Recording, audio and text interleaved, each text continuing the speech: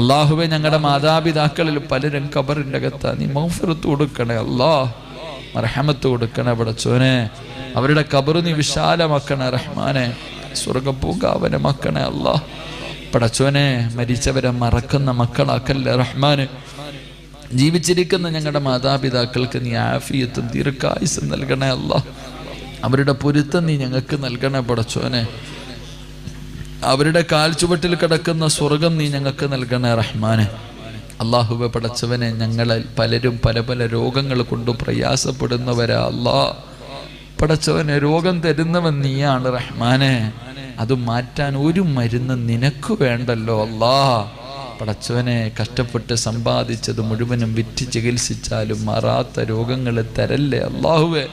ദുനിയാവിലിട്ട് നരകിപ്പിക്കല്ലോ പടച്ചോനെ. മറ്റുള്ളവർക്ക് ഭാരമാകുന്ന ജീവിതം നൽകല്ലേ അല്ലാഹുവെ. പടച്ചോനെ, കിടന്ന് കിടപ്പി